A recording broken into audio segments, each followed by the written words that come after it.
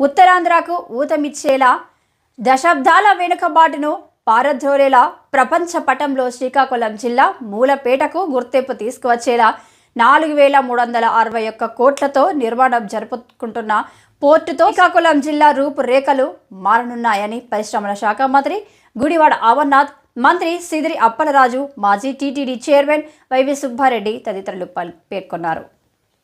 సంత బొమ్మాలి మండలం మూలపేటలో జరుగుతున్న గ్రీన్ ఫీల్డ్ పోర్టు నిర్మాణ పనులను ప్రజాప్రతినిధుల బృందం జిల్లా కలెక్టర్ శ్రీ కేశ్ లఠాకర్ పోర్టు ఇంజనీర్లతో కలిసి గురువారం సాయంత్రం పరిశీలించింది.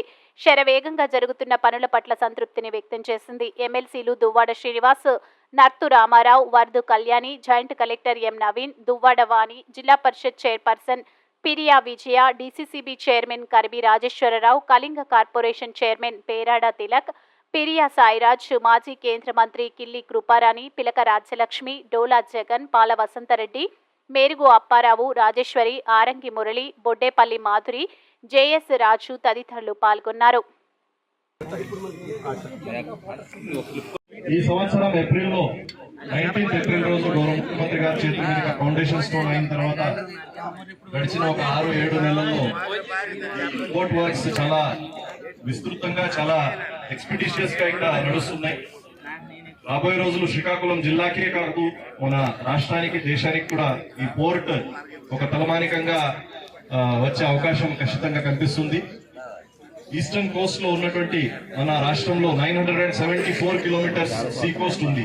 దాంట్లో దాదాపు 20% 193 కిలోమీటర్స్ దాంట్లో ఒక మంచి నీటిని ప్రతి ఇంటికి అందించే కార్యక్రమం, అదేవిధంగా కిడ్నీ బాధితులకి శాశ్వతంగా రోగాల నుంచి, కిడ్నీ వ్యాధి నుంచి విముక్తి కావటం కోసం నిర్మాణం చేపడుతున్న హాస్పిటల్ ఓపెనింగ్ కూడా చేసుకోవడం. ఈ విధంగా ఇన్ని గొప్ప కార్యక్రమాలు చేసుకుంటూ ముందుకు పోతున్న మా ప్రభుత్వంపై మళ్ళా 2-3 నెలలు ఎలక్షన్స్ ఉన్నాయి కాబట్టి మళ్ళా వచ్చి అన్నీ మేమే చేసాం, భోగాపురం ఇంటర్నేషనల్ ఎయిర్పోర్ట్ మేమే కట్టాం, మూలపేట పోర్టు కూడా మేమే నిర్మాణం చేసాం అనే కార్యక్రమం చెప్పేదానికి వస్తారు. ఇవన్నీ ఈ ప్రాంత ప్రజలు గమనించాలి, మరీ ముఖ్యంగా ఉత్తరాంధ్ర ప్రజలు గమనించాలి. రాబోయే రోజుల్లో ఏ విధంగా ఈ ప్రభుత్వం చిత్తశుద్ధితో ఈ ప్రాంతం అభివృద్ధికి పనిచేస్తుందని గమనించాలని చెప్పి ఈరోజు ఈ కార్యక్రమం ఏర్పాటు చేయడం జరిగింది.